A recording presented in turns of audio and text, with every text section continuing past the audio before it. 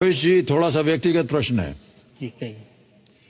15 साल पहले आप केवल 600 रुपए लेकर के दिल्ली पहुंचे जी अपने भविष्य को उजागर करने के लिए। जी आज आप यहां से 6,40,000 रुपए जीत कर जा रहे हैं, कैसा लग रहा है आपको?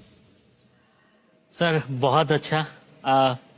सर मैं एक बहुत छोटे से गांव से हूं और मेरे पिताजी किसान थे और किसान के घर में सर ना खाने के लिए चावल दाल तो होता है बट पैसे नकदी नहीं होते।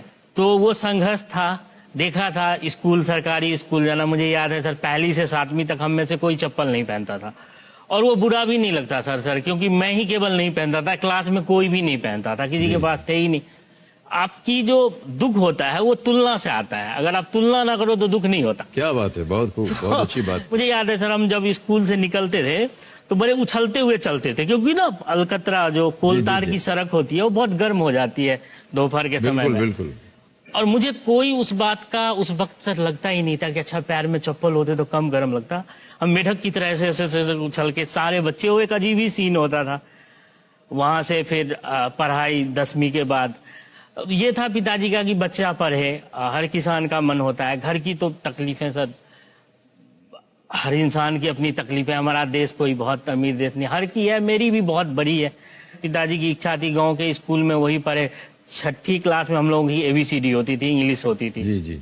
ये है कि सर अगर आप पढ़ने में ठीक हो ना तो शिक्षक आपकी बड़ी वो करने लगते हैं। हाँ, शिक्षक का जुड़ाव हो जाता है, आपको कोई वैल्यू नहीं देता ना। इवन कई बार परिवार, घर, दोस्त, समाज, शिक्षक आपको जरूर प्यार करते हैं अगर आप पढ़ने में अच्छे हो या अपने काम में अच्छे हो तो उनका लगाव रहता है। तो शिक्षक का प्रोत्साहन रहा। फिर पिताजी, मुझे याद है 600 रुपये दे के मुझे भेज दिया उन्होंने, हमने अपनी पढ़ाई के लिए। फिर मेरे भाई साहब आए, आज मैं इनको अपने साथ इसीलिए लाया हूँ कि ये मेरे पूरे जर्नी के हस्ताक्षर है। श्रीकांत झा है नाम, ये खुद ही बहुत कम कमाते थे और अपनी लगभग पूरी कमाई जो है मेरे पढ़ाई में दे देते थे। उन्होंने पूरी पढ़ाई कमाई अब मेरे पढ़ाई में दे दी। और क्यों लगा भाई साहब आपको कि आपको अपनी कमाई से अपने भाई को और आगे बढ़ाना चाहिए? सर मुझे लगता है कि गरीबी एक ऐसा टीचर है जो हमेशा कुछ न कुछ अच्छा करने के लिए प्रोत्साहित करते रहता है इंसान को। क्या बात है। और सही समय पे सही मार्गदर्शन मिल जाए तो इंसान वो सब कुछ हासिल कर सकता है जो उसकी दिली इच्छा है। कितनी सुंदर बात कही सर आपने। गरीबी सबसे बेहतर शिक्षक होता है, वो प्रोत्साहित करता है कि हम और आगे बढ़ें। वाह, क्या बात है, बहुत खूब। उसके बाद फिर जब आप अपने काम में लग गए तो फिर आप अमेरिका भी गए, जो आपकी एक मन में एक भावना थी, एक आशा थी कि कभी हम अमेरिका जाएं, और वहां का माहौल आपको बिल्कुल अलग लगा।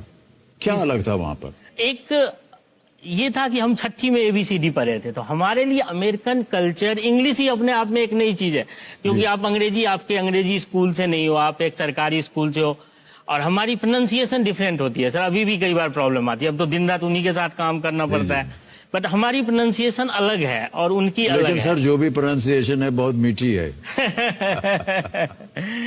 तो वो एक था, पिताजी को भी लगता था जब कभी सुनते थे आस पड़ोस में कि कोई विदेश गया है तो मेरा बेटा भी विदेश जाता। और फिर वक्त आपको जैसे जैसे आपकी मेहनत, वक्त, लोगों का साथ तो आगे ले जाता। तो मैं अमेरिका गया, इसी साल गया हूँ मेरे लिए, और ये एक सपना साकार होने जैसा है। कंपनी ने ही मुझे स्पॉन्सर किया था। तो एक अलग है सर, कई चीजों में अलग है। जैसे मुझे अलग लगा वहाँ का कि एक इंफ्रास्ट्रक्चर उनका बेहतर है, पहले से है। दूसरा कि वहाँ पे महिलाएं बहुत लिबरेटेड हैं सर, क्योंकि मेरे वहाँ पे जैसे हम यहाँ 70 लोगों की टीम है, वहाँ भी हमारे डिपार्टमेंट की 70 लोगों की टीम है, उसमें 68 महिलाएं हैं। 68 हाँ, और सर केवल 2 पुरुष और उनकी एज सर 70-75, काफी दिनों से, वो 50 साल से इस हेल्थ केयर फील्ड में है। हम लोग तो अभी 10 साल से आए हैं, 15 साल से। और वो इतना खुश हैं सर जब वो डांस करते हैं, जब वो पार्टी करते हैं।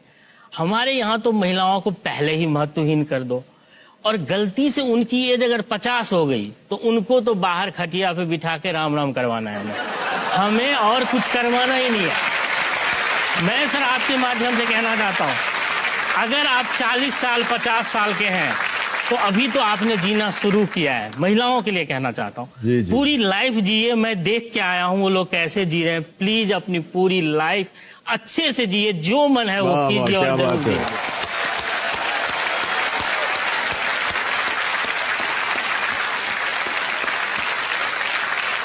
पत्नी जी, आप सुन रहे हैं कि नहीं? जी सर। 40-50 साल, अब हम आपकी उम्र नहीं पूछ रहे हैं लेकिन आप बोल रहे हैं कि उसके बाद भी आपको एकदम जी करके जीना है, तब आपकी जिंदगी तभी से शुरू होने वाली। जितनी महिलाएं हैं सब बहुत खुश हैं भावेश जी आपसे, आपकी बातों से सुन के, आपकी भावनाओं को सुन करके। सर मेरी 2 बेटियां हैं और मैं लिखता हूँ, तो मैंने उन 2 बेटियों के लिए कुछ लाइन लिखी है और जो इस चीज से कनेक्ट हो रही है। जी, जी। अगर आप सर अनुमति जी, जी, दे तो बिल्कुल, 2 बिल्कुल, लाइन। कहिए। हाँ। बेटी तुम बड़ी मत होना, वाह। बेटी तुम बड़ी मत होना, कुछ सवाल उठाए जाएंगे, कुछ परंपराएं दिखाई जाएंगी, तुम्हारी खुशी के बदले तुम देवी बना दी जाएगी, इनकी झूठी दिलासों में अपनी हंसी मत खोना, बेटी तुम बड़ी मत होना। क्या बात है, वाह वाह, क्या बात।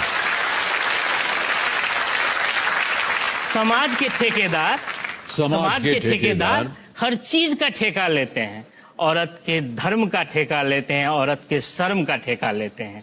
इनकी बाहियात लांछनों से दुखी मत होना, बेटी तुम बड़ी मत होना, क्या बात बेटी है, तुम बहुत बड़ी खूब, मत बहुत होना। खूब। सर अगला लास्ट है, 2 जी। पंक्तियां हैं, अंतिम अंतिम 2 क्षण, पंक्तियां जी। हैं कि बड़ी होकर न तुम कोई झूठा संसार बसाना, अपने आंसू के कीमत पे न घर परिवार बसाना, जिस रिश्ते में प्यार न हो उस पर सती मत होना, बेटी तुम बड़ी वाह, मत वाह, होना, क्या बात बेटी है, तुम बहुत बड़ी खूब है। बहुत बहुत बधाई आपको। आजकल के समाज का आपने उल्लेख कर दिया एकदम एक छोटी सी कविता में, क्योंकि हम यही देखते हैं हर दिन महिलाओं के प्रति क्या क्या अनौपचारिक चीजें होती रहती हैं। और ये जो आपने कहा ये बहुत ही सुंदर कविता है सर, इसको छपना चाहिए। आप हमको दे दीजिएगा, हम अपने सोशल मीडिया पे छाप देंगे इसको। सर बहुत बहुत धन्यवाद, बहुत बहुत धन्यवाद। आपकी विचारधारा जो है वो बहुत ही अव्वल है, बहुत ही ऊंची है। For more updates, subscribe to our channel, click the show links and enjoy watching the videos.